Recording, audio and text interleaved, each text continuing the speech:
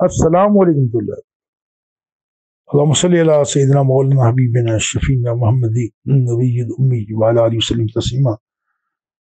اللہ سبحانہ تعالی حضور نبی کریم رحمۃ اللہ علیہ سید قنع شاہ براس حسین جی پر لامحدود بار اپنی درود شریف و آل رسول پر درود شریف بھیجیں، کرم و طاعت فضل و سب پر۔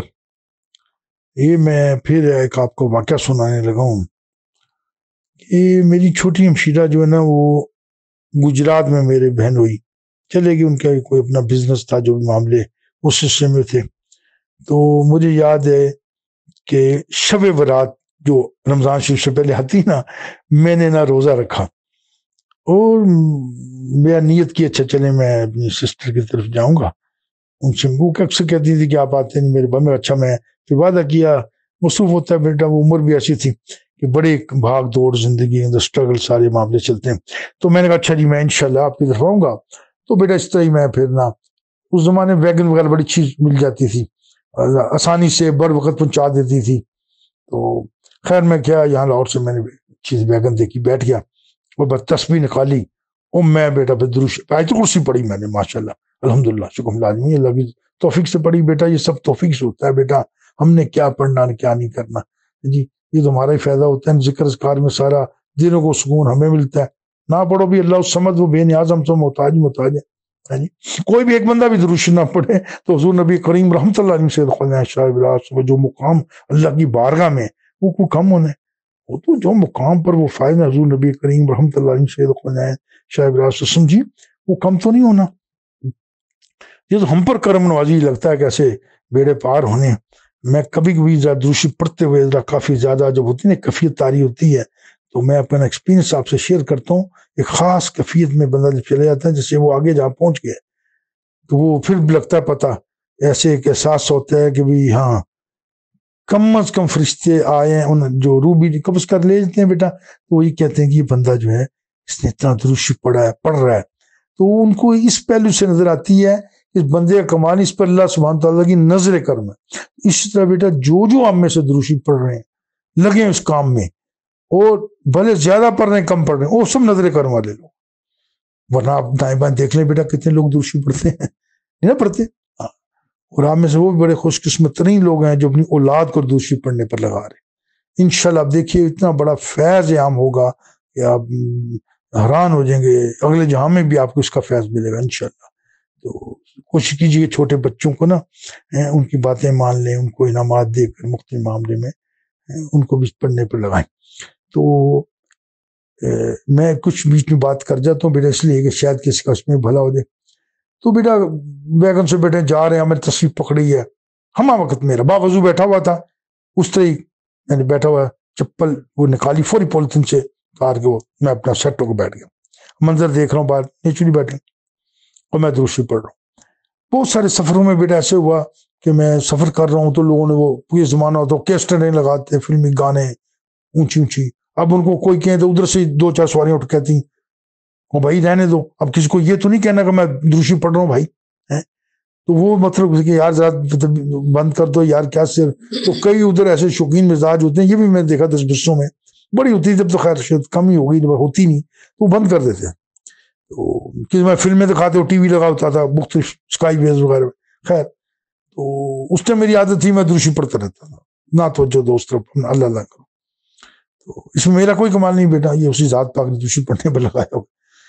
تو وہ بیٹا چلا جیسے نا آپ جانتے گجرات قریب آئے تو دریا چناب آتا ہے، اس کا برج کراس ہوا اور ایک دو سواری ادھر اتر کی ریکویسٹ کی، اس نے کہ اتار دیا، پھر ٹرن کر کے تھوڑی سی اور ریلوے کا پھاٹک ایک آتا ہے، تو وہاں سے اب میں پرانی سڑک پر کافی دیر سے گیا ہوں، تو یہ ٹرن کرتی ہے، تو اب زیادہ موٹر وے جاتے ہیں تو ٹرن کرتے پھر سڑک سیدھی ہوئی تھی اور پھر آگے کچھ فاصلے پر کلومیٹر پر گجرات ہے بیٹا آج تک۔ تو وہ میں وہاں سے اترا بندہ، پھر ایسے ہوئی، پھر وہ ٹرن کیا، جب ادھر ایک بندے نے کہا مجھے اتار دیا، اب ویگن چلی بیٹا، جب ویگن نے سپیڈ پکڑی تھوڑی سی تو میرے دل میں ایسے خیال آیا، دیکھیں اب یہ کیا چیز ہے کہ یار اس کا ٹائی راڈ ٹوٹ گیا ویگن کا تو یہ ویگن الٹ جائے گی۔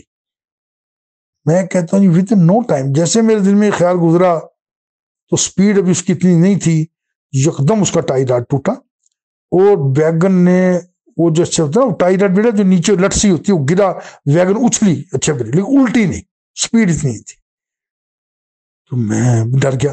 میں نے کہا میرے دل میں خیال آیا ہے کہ اگر اس کا ٹائی راڈ ٹوٹ جائے. اکثر سنا ہوگا ٹائی راڈ ٹوٹنے سے ہوتا ہے نا بیٹا وہ جاگے قسم کا زمین پہ پڑتا ہے اور نیچرلی اس میں بسیں الٹ جاتی ہیں اللہ معاف کر دیا بریک پہ. تو میں چکتا ایسے ہوا. اچھا میرے دماغ میں یہ خیال آیا کہ بیٹا ٹائی راڈ ٹوٹ جائے الٹ جائیں. اب یہ خیال جاری تھا. ہوا کیا میں اب جو وہ بھی بیان کرتا ہوں. ایک صاحب کہنے کہ مجھے یہاں اتار دیں. اس نے کہا یار تم ادھر اتر جاتے ابھی اتارا نہیں بندے کو.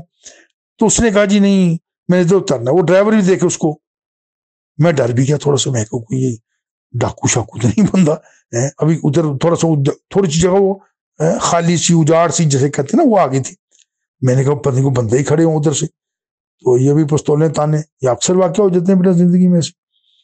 تو وہ بیٹا اس نے بڑا ہی شور مچایا. پھر محنت سی کرنے لگا کرتے کرتے تو سپیڈ وہ پکڑ نہیں سکی ویگن. یہ اصل واقعہ ہوا. خیر وہ ویگن رکی اس کو اتارا. کچھ لوگوں نے کہا یار کمال بس جیسے ہوتا ہے بیٹا مزاج ہاری کا. تو پھر وہ ویگن جب چلی بیٹا وہاں سے نا پھر وہ میرے دل میں خیال آیا تھا کہ ٹائی راڈ جی ٹوٹ جائے. تو وہ چلی پھر سپیڈ پکڑی لوگ باتیں کر رہے تھے. وہ پھر ٹائی راڈ ٹوٹا تو بیٹا بچ گئے. تو پھر میں سسٹر کو بھی واقعہ سنا. میں نے کہا بھی یہ واقعہ ہو گیا ہے دیکھ لو. پھر میں کرتے کھڑے گجرات پہنچے تو یہ بھی ایک واقعہ زمینی طور پر آ گیا بیچ میں. تو اللہ خیر کریں بیٹا. اللہ تعالیٰ سب ہم کو اپنے حفظ و امان میں رکھیں. آپ بھی کوشش کیجئے اور ماشاءاللہ بہت سارے یہ کرتے ہوں گے. ٹھیک ہے. اکثر میں سائی وال ہماری ایک ماسی جی ہوتی تھی. میں نے اپنی والدہ کو بہت اس میں دیکھا کہ جیسے وہ ٹرین میں بیٹھتی تھی باوضو وہ بڑا پرانی باتیں 64 وغیرہ 63 کی تو تسبیح ان کے ہاتھ میں ہوتی تھی.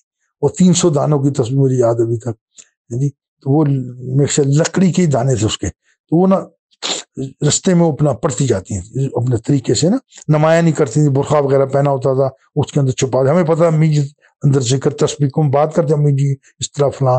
تو ہم بڑے انجوائے کرتے تھے. خاص 2 ماہ کی چھٹیوں میں سائی وال جانا. تو صبح 7:30 بھی وہ پیسنجر ٹرین چلتی تھی اور 1 بجے کبھی 12:30 1:30 بجے پہنچتی تھی. تو میں نے دیکھا والدہ محترمہ کی عادت تھی کہ جب بھی کبھی سفر میں ان کے ساتھ جانا تو ادھر شیخوں پرے میں گیا ان کے ایسے کہیں تھوڑے بہت کری کوئی جاؤ جائے تو اکثر وہ میں نے دیکھا ذکر الہی میں مصروف رہتی تھی اور درود پڑھتی رہتی تھی.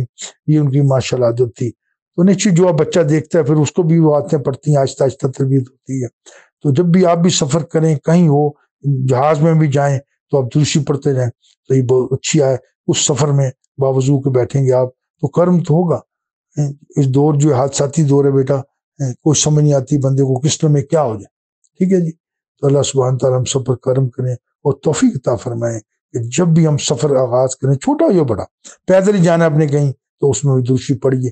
جیسے میں نے ذکر کیا کہ میں گھر سے نکلا ہی تھا تو وہ دیکھیں زندگی موت تو اللہ کے ہاتھ ہے لیکن وہ 4 بندے پیچھے کا آگے تھا. اسی کھمبے سے میں گزرا ہوں کہیں تھا اس کو ہاتھ لگا کے ہم گزرے. تو ہم بظاہر تو کہتے ہیں کہ اس کا وقت تھا بیچارے کا جو بھی چیز.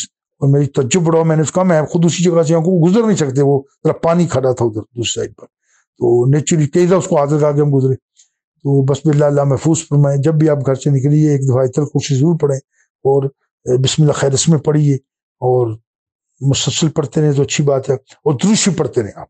ٹھیک ہے. تو اللہ خیر کر دیں گے. اللہ کرم کر دیں گے. فضل ہوگا عطا ہوگی انشاءاللہ انشاءاللہ انشاءاللہ.